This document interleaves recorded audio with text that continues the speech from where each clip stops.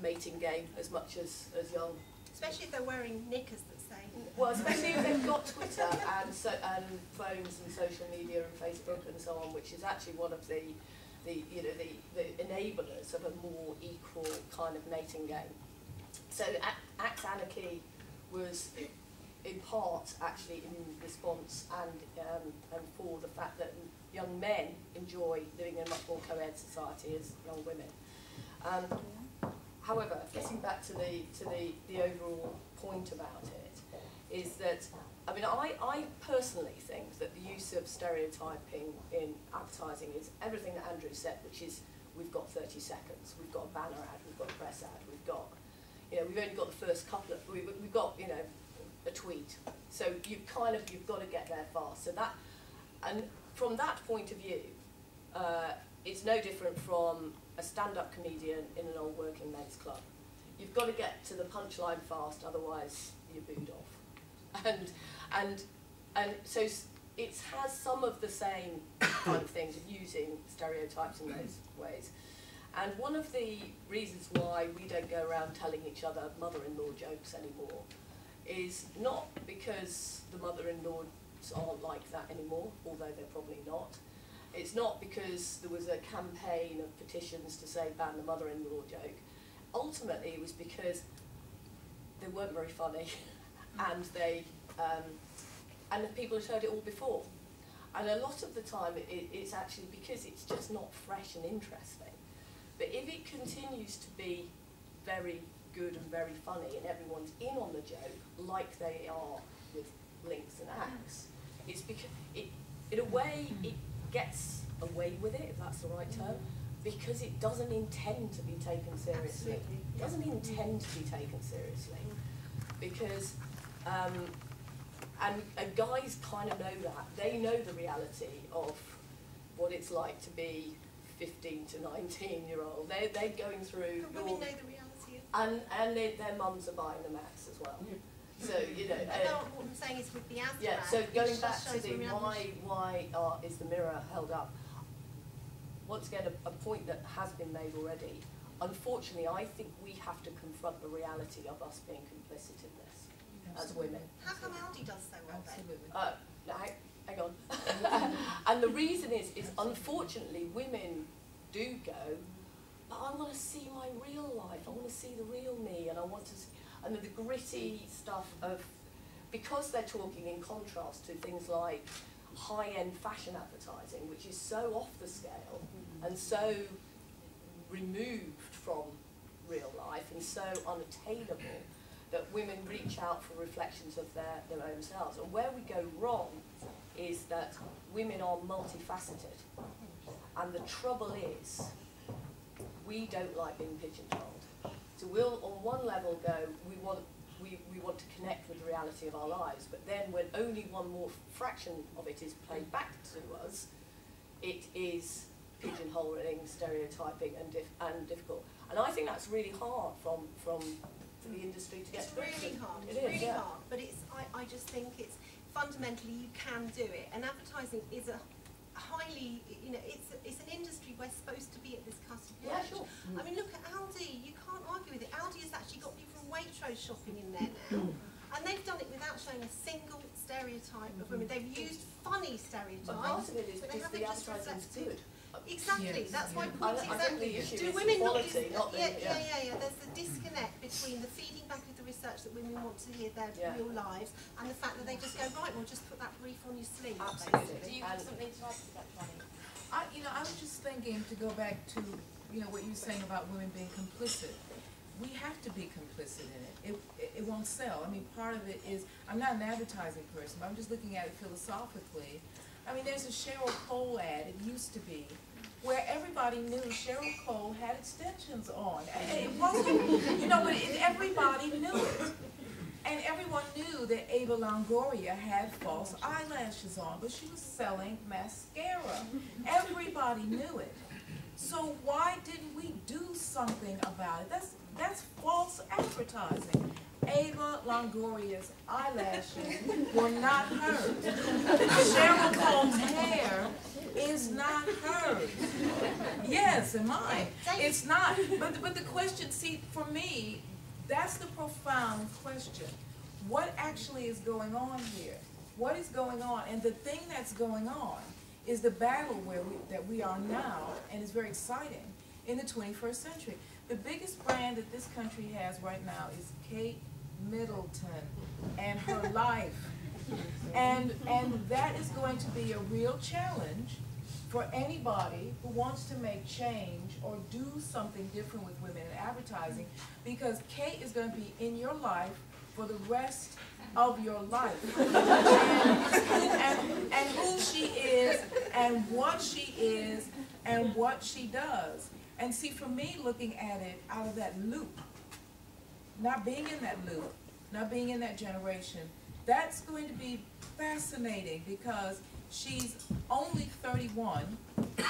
Look who she is, look where she is, look at the choices she's made. I'm not condemning her as a person. I'm just saying, looking at her as a type, we're all talking about feminism, we're all talking about women making changes, but this woman is a success at being a typical, stereotypical, she had no boyfriend other than the man she married. Beyonce is now making a record called Bow Down, which is about her whole thing with Jay-Z, and it's basically about you bitches, you know what you really want to do. You really want to be at a man's feet.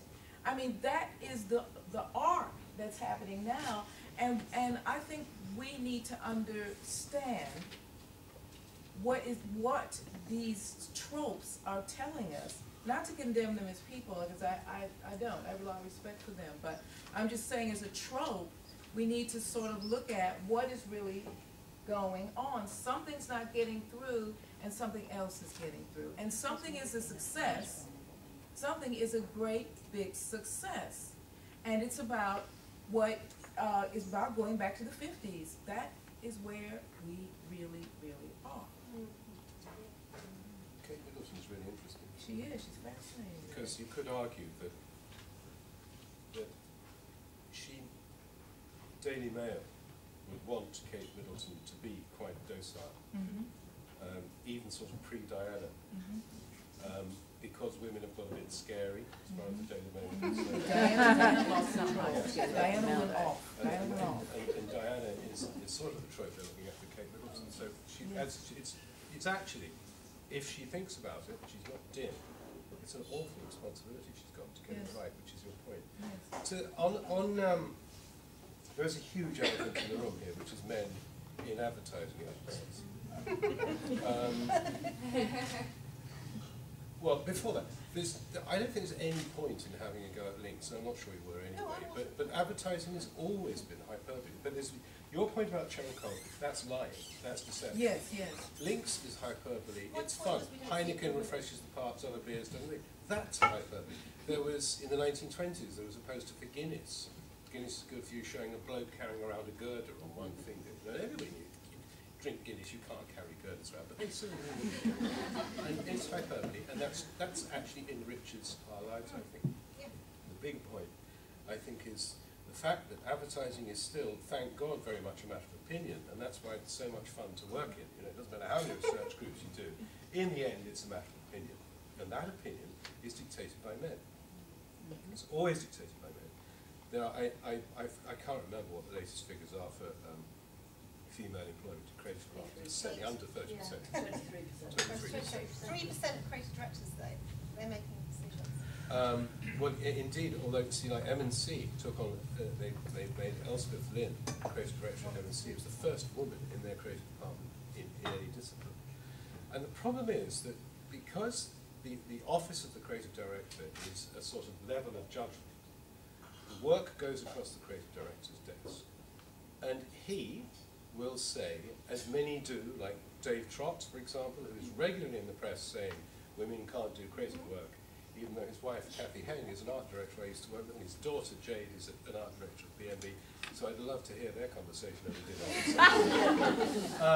dinner. They say they can't do it because they judge it. They look at it through a male perspective, a male spectrum. And they will say it's on merit, women just aren't good enough. But Helena Kennedy said recently that merit is actually a movable feast. There is no such thing as absolute merit. Well, I suppose in a maths test you can have 100% right. But you know, because it is a matter of opinion, because it's a matter of taste, it's a matter of judgment. That person who holds the final stamp on the work, they are saying not just whether this individual piece of work is good or bad, but this is what good work is. And because that is largely done by men, it's forever going to, well, until the numbers change, that theirs is going to be the will, it's going to be self-perpetuating. Now, the thing, I will shut up in a second, but the thing that I still puzzle about, because I mean, I remember in the early 90s campaign did one of their many surveys on women in creative departments, and Gail and I worked together at that time, and our department at Dorlands, I think, had the highest representation of women. It was less than 30%. And I'd even actually privately done some positive discrimination to get a female writer in. For the sake of the balance, what interests me is how would it differ? It's like, you know, a bigger question. If there were more women in Parliament, would that be different? If there were more women running the UN, would that be different? If there were more women in creative departments doing the work and more female creative directors, how would it be different? And thank God it's not a question I have to really pose for the The business spat me out, so, you know. Does anyone want to? Can I go in? Yeah? Yeah, I mean, I think the question is, I'm doing a master's degree at the moment in gender politics and international relations, and the question is always asked if you know, if women were in charge, you know, would we still have wars? If women this, but I think it's not really a case of that, because the thing is, it's about culture, isn't it? And if the dominant culture is masculine, then more people are going to be able to laugh at the jokes men make, because we all understand that. The in-jokes are going to be better understood because we're all in that masculine culture. Now, I always use this example, and Kate and I run courses on marketing and advertising to women, and we always show this bit of video from Smack the Pony. Does anyone remember Smack the Pony? Now, Smack the Pony, I used to watch that with my husband, he just didn't get it. He was going, well, why is that funny? Why are those women chasing each other with pashminas on it? And I was just weeing myself. And then it's like a female view of sex, and it's actually really rude. But the girls in the room, when we showed it, we always judge the people and think, can they take it or not? But it's essentially just sex from a female point of view, and it's hilarious. I'm not going to describe it. You'll have to look it up online, okay? If you just look up Smack the Pony, and I think probably wanking. And it is bloody hilarious, but men can't watch it. I mean, your husband was wincing, my husband was like, walked out the room, my son was very uncomfortable. But it's because it's female culture, only women got it. So it's about complicity, and if you're in a creative department, it's all blokes, I am telling you, I mean, there are probably women here in creative departments, you make knob jokes. You want to please your creative director. We're very good. I was very good, and I had the best ones. We had someone in our creative department, Kate Stanners was in our creative department at one point. She sat at a desk shaped like a cock. Tim sat on one ball and she sat on the other. It was funny, but that's why it was funny, Bonnie, because it's amazing. You never have a desk shaped like a vagina, would you? Although, Mother had the initiation ceremony where people come out of the vagina, which made the people feel very uncomfortable because it was more like a sort of appropriation. It's called mother, and you have to come out of the vagina, and all that is all very kind of weird.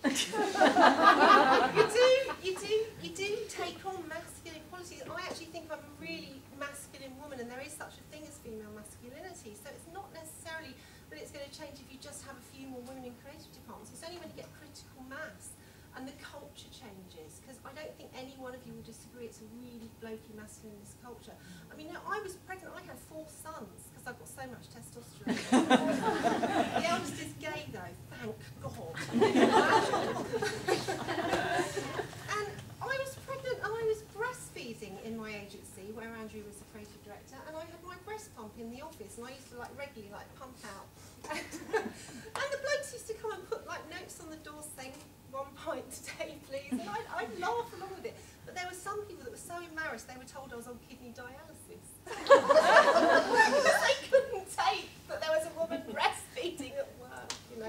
So it's a really blokey culture. I mean, do you agree, Heather? Do you think that it is about changing the culture in advertising, or what? Yeah, I mean, I definitely think that having more women in creative departments will make advertising better. I think it's actually about the quality because diversity. But could you qualify that? Could you, Exactly. genuine question, could you say, because I really, Like really how want to much? believe that, but Yeah. could you say how you think it would change it? What the nature of the Yeah, advertising will yeah. be. How would we see viscerally what would happen to advertising if there were more women in creative departments? I think in like a lot of things in life, when you come at problems from more angles, you're more likely to get more interesting Sure. solutions. So therefore, just by the simple law of statistics, if you like, and finding more unusual and different reference points. Is female creativity different from male creativity? Discuss. I'm not entirely sure I'm entirely qualified on that subject. I do know, but it's interesting, going back to the Ice Age exhibition at the British Museum, I have a theory. I have no archaeological qualifications whatsoever. I have a theory that a lot of people who went to that exhibition assumed that the artists were men. They Because, assume the images were male as well. yeah, because you kind of do, because then you go to the National Gallery and half the, majority of the paintings are male paintings, etc., etc. I mean, my theory is, if your job in hunter-gatherer societies was to go out and chase the reindeer, you were probably gone for quite a long time. Whereas the women, on the other hand, who had different jobs in hunter-gatherer societies, might have actually had time to do the art. And actually, no one had ever thought that there was a possibility that some of these images of women, because there were an awful lot of female images in that exhibition, might have actually been created by women. And I think it's kind of interesting that, that if we go back in history, then there is female creativity, storytelling.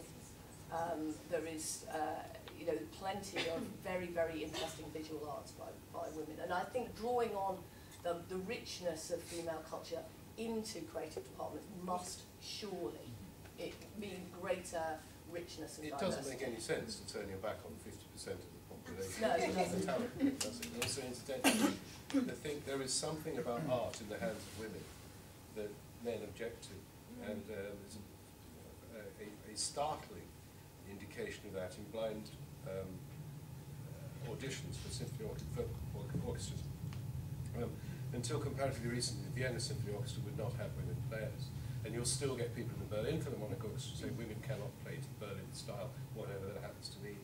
And then they started having blind auditions, where the auditioning panel couldn't see who was playing the violin, the piano, the oboe, the flute, whatever it was, because it was behind the screen. And it went up, the admissions for women, or pass for women, went up 50% in those auditions, because, I didn't know it was a woman playing, therefore it's probably all right. I'm going to stand up for young men, because I think there's something, to go back to what I was saying about the moment, I think we're at an interesting moment.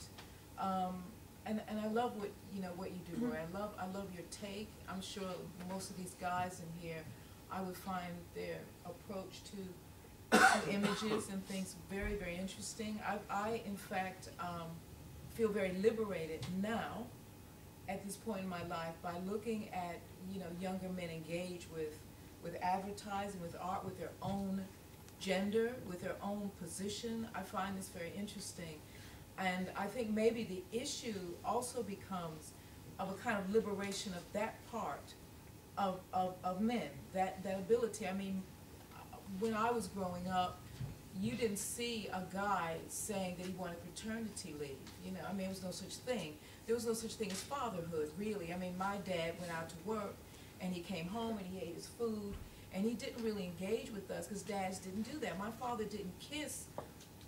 He kissed me, but he didn't kiss my brothers. You didn't see dads going down the street with babies on their backs. It's a whole interesting thing. And I think we have a moment to capture.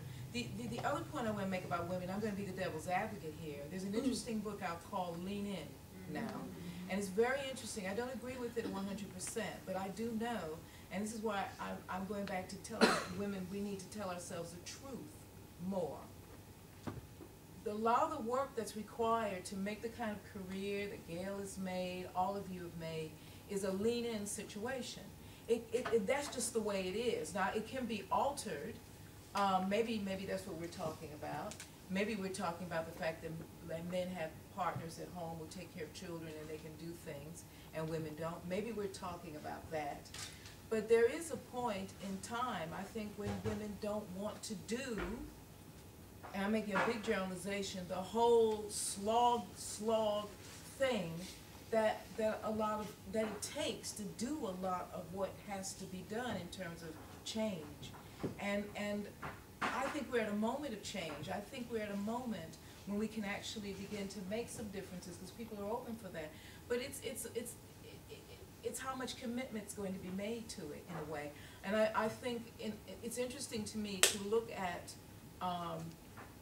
you know, how the generations are changing, because there's much more parity between men and women in their 20s and early 30s, I think, than there's ever really been. And that's an interesting kind, you know, deeply, and there's an interesting moment. What do we do with that now? How do we shape that now? We have the opportunity to do that. I think if we start genderizing things, I think that actually isn't the whole story anymore. It certainly was with my generation, it certainly was for us. I'm not sure anymore. And I'm interested in seeing what the sort of connective moments are where people are beginning to break through. I think social networking is really doing that in a big way, and it's very, very exciting in that. Coming back in about the cultural creative departments and build it as well, but because I mean I think there's kind of three things which agencies need to do ultimately, which is you've got to get the structural things right. So you've got to put the things in place that allow men and women to achieve fulfillment. You've got to get all your flexible working and all of that kind of stuff right. But that's not enough. You know, BBH is very, very good on all of that kind of stuff, and we still do not have as diverse enough creative department. We don't get that's what we want. So that's not enough. And you've got to look at the cultural things and the taste making and so on. You've also got to look at the role models as well. So senior women can't be women that other women look at and go, my God, is that what it takes? You know, the role models have got to be the kind of ones that women want to engage with as well. But I think there is something interesting happening, which is the young men, I agree, I think are great. Yes. I mean, I think this group of younger men who have come up through the education system in a much greater level of equality intellectually with women, you know, knowing that girls can be as bright, if not brighter than them at school, and all of that kind of thing, that whole segregation thing that maybe, you know, I certainly faced as a teenager. It's just not there. And what I'm very excited by is in creative departments in particular, the old classic pairing of, you know, the language in creative departments is often, oh, you know, the boys have got a script. Well, let's go and look at what the boys have done. There's always two boys with. More and more male-female teams. Male-female teams. And interestingly, going back to social media, you ask people coming out of art college in the 80s and 90s, oh, well, why do you work with so-and-so? Oh, well, yeah, we really got on, and, you know, we wanted to do the same things, and we used to go drinking, and basically they're friends. A lot of the young people now are actually using almost social media to find their creative partners. So they're almost using all the facilities of internet dating in terms of actively looking for somebody to work with who will contrast again with their skills, be complementary to them, etc. And I'm personally, I mean, there's a couple of other BBH people here, I'm really, really excited about what those kind of mixed gender teams are bringing to the business. I think they're bringing really fresh, exciting approach. Creative Orchestra only hires male-female teams. Chris Arnold just will only That's have where it is, male-female teams. But he's made that positive discrimination. Only if Tiffany was sitting here, her big thing is how. Where is she? Talking about her. But she put in a panel which unfortunately didn't get selected for South by Southwest, saying there are no women on the internet. And it's all about sort of how no one judges you on the internet. They don't know who you are. More often than not, you can have an anonymous sort of profile, and you're just purely judged on an opinion. And I think possibly it's that fear of expressing that opinion. Tiffany is incredibly creative, incredibly entertaining, and you know, much more spontaneous than I am, and we're blessed to have her in our company. So I don't think there's you know, if I came across Tiffany online, I wouldn't know whether she was you know, a man or a woman. She'd just be funny. She'd just be, you know, she'd be, you know, have an insight or something. I think possibly, I mean, agency world has been a bit of a cartel until sort of relatively recently, and advertising will be judged by what consumers make of it. And I think if they're not reflecting what people are thinking, then those brands are going to be left behind. Absolutely. Can we stop there, and we want to go to Q&A, so we can get your kind of opinions and feedback. So Lula, do you want to do the Q&A? Or show the... Yes, yes. Okay. Make a question. Because we didn't show the ad reel at the beginning, we want to kind of... The women's term now. The women's Does anyone have a quick question that they want to ask the panel at this stage? Gemma? So I'd like to ask a question that's about another campaign that ELF is running called Heartbreak Laundrette, and it's looking at celebrity breakup culture and the portrayal of female role models in the media, and we're looking a lot at social media, and the panel has already spoken a lot today about social media, and I want to ask a question about censorship. In the way that advertising is regulated and there are forms of censorship, I'd like to ask the panel to think about how we might begin to censor social media in a similar way. This is something we've been talking about at ELF a lot recently, because we've been looking at the culture of slut shaming and how we might be able to control that. And obviously we don't want to turn around and say we want to start censoring things that are trending on Twitter, because then it's taking away people's freedom. So I think it's an interesting area, because people have this opportunity to go wild, but then how do we sort of rein that in? And I don't know if anyone on the panel got any comments on that. If you're talking about Twitter, I think what's exciting about Twitter is it is uncontrollable, and it's teaching. I think Twitter is teaching us how to find what I kind of call the pinpoint, because there's always every Twitter trend comes out of something, and to find that point and then intervene at that point, as opposed to censoring. In other words, it's kind of a battle in a way. Things don't last very long, so it's how you get into the matrix of the trend, and then you either counter it or you play with it, because Twitter is play. Okay, it's always the nasty people are always going to, it's just like a schoolyard. That's always going to happen because it's easy to do.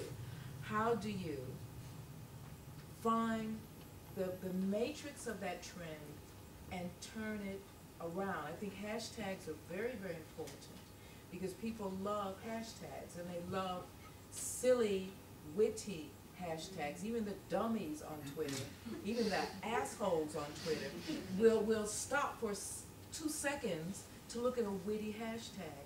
So it's that, what's exciting to me about it is how fast you have to be to spot the kind of matrix of that hashtag, the matrix of that trend, to take it. And if you look at well, I think this is a very spooky thing, but the Harlem Shake, which is really, to me, one of the deepest, darkest things I've ever seen. I mean, it's just dark. But what's interesting about the Harlem Shake and Gangnam and all of that is how people found what the thing was essentially, and then they broke it open.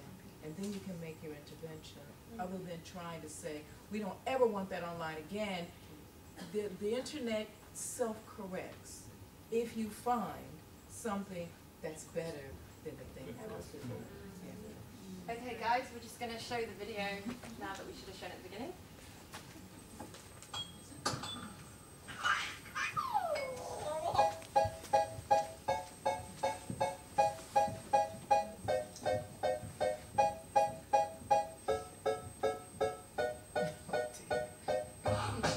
This is my crib, and these are my babes. My life and body have somewhat what changed. I'm living it large, and by large I mean bigger. At least now I know the difference between a tractor and a digger. I express like the best from these holes in my chest.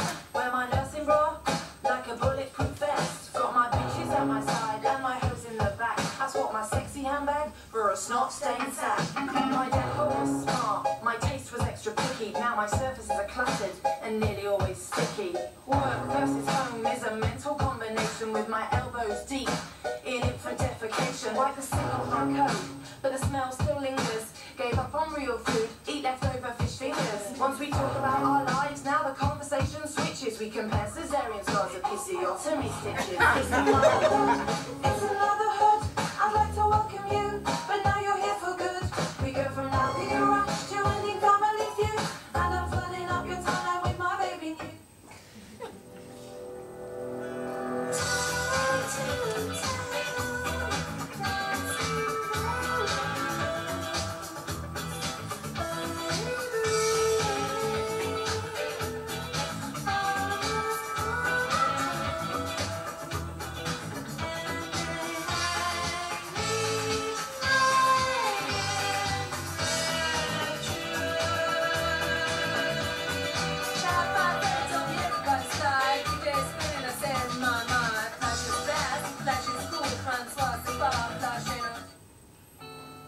No. Sorry, could we just have a look at that one?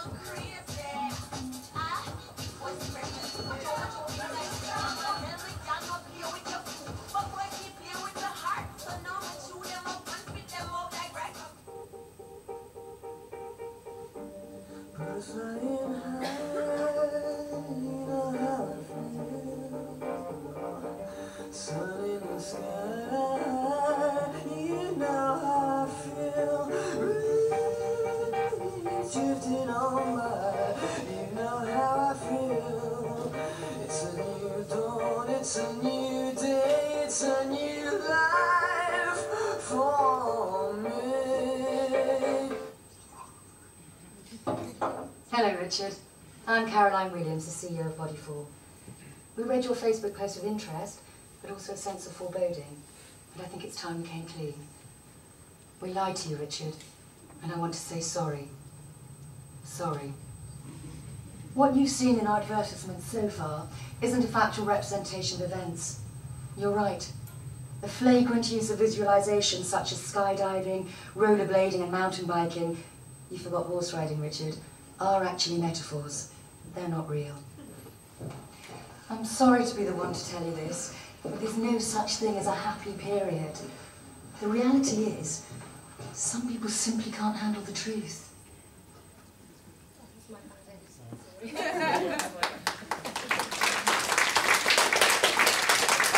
Ideas to contrast the men's reel with the women's reel, because when you see all the ads together like that, you do get to see that actually what it's showing is ideals of masculinity and femininity. When you see them Do you think, I mean, here's a question, this is patronising in some regards, you know, as a bloke to see the Gillette. Yes, absolutely, that's the whole point. And you know, I mean, look, unfortunately, lazy advertising does do that, and you know,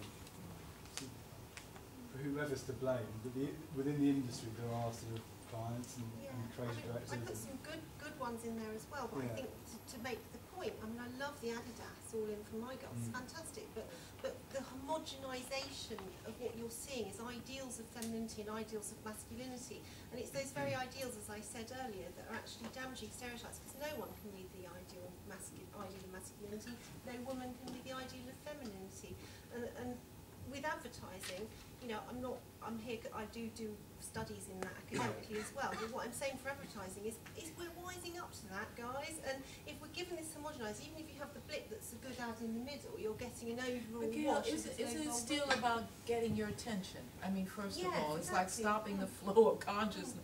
You know, because as much as I know, if there's a good-looking man on screen, I'm gonna give him 2 seconds. I'm looking.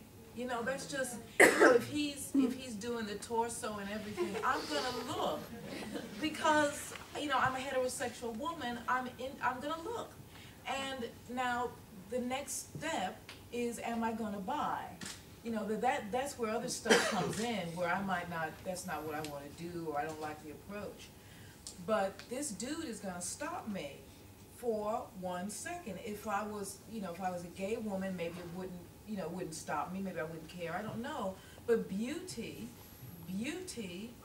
is what we're hardwired to appreciate. We like beauty, we like beautiful people. And there's also, I think, a scientific thing where our brain relates to a certain configuration of features and mathematical equation, and we stop and we look, and maybe, I mean, to go back to your first question about how do we make stereotypes. If you look at the ISA's exhibit, and if you look at the things at the British Museum, I think our brain is hardwired to think that some things are beautiful, some things we want, some things are desirable, body shapes are beautiful. If you look at some of the statuary, you'll see these bodies, and you still relate to them. Maybe the question becomes, after that first sort of primitive brain link on, then what do we do? Because I don't think you can stop that. You know, I mean, beauty will always arrest people, and that's what one of the things that it does. You know, it's like this Victoria, well, like the George Clooney ad. Remember, for the espresso, it took me a long time to realize that Clooney was selling not a brand of coffee, he was selling a machine to make coffee. Most people in France go in, they look for the coffee. They don't realize what he's selling. They're just looking at Clooney. And it's that kind of thing that's natural, that's animal, that's basic, that our brain is hardwired to do. Then maybe what we're talking about is how do we now intervene a little bit? How do we turn a little bit of that around? How do we capture it fairly early? Yeah, I'm not really sure what your point was related to the real, because what I was talking about is nothing to do with beauty. It was about the fact that if you need advertising to stand out, but if the general wash is that all you're showing me is another, stereotype image, another, ideal of femininity, masculinity, whatever, the ones that pop out, the good ones in that reel, you kind of, it just all becomes homogenous. Nothing to do with, I agree about beauty, yes. I mean, that's why Old Spice is such a bloody great ad, wasn't it? I mean, it was a great idea. It was selling Old Spice for women to buy for their husband because he could look like this sexy man. That was great. It was doing sort of links on women, and that was really intelligent, targeted advertising to women. But when you get this homogenising effect, you've seen a beauty model. No, but this lady that you had in the ad for the women's ad. That's her being a domestic. No. It made me. Look. She's a success because she arrests your attention. That's what I meant. Now, within 2 seconds, I may, want to do something. But that lady would arrest people's attention. Certainly in Bombay, she would. Certainly in India, China, she is a type, and that's why the ad is so, I think, is so good. It's so brilliant. She's a type, and she arrests us. Can we go to the audience then? That's what I meant. My beauty. Take the first question. I just wanted to talk a lot about advertising to women and a little bit about young girls, but the advertising stereotypes start right from birth almost. So how do you feel about the approach of advertising to children, and are you stereotyping 6-month-old girls and 6-month-old boys in pink and blue and all this trend that seems to be well over the top when feminism is supposed to be making a comeback? Who wants to take that question? Probably yes, but that's not just an advertising problem, is it? The thing is that I think I get what Bonnie was driving at just now. You can blame advertising for an awful lot of things that shouldn't be blamed for. Advertising was never ever leads. We like to think we do, but we have a much more inflated view of what we do and what we achieve. Advertising tends to pick up on what's already going on, sift through what that is and what value that has commercially, decide what we think it is, and then amplify it and retransmit it back out. So it's complicit in social evils at times.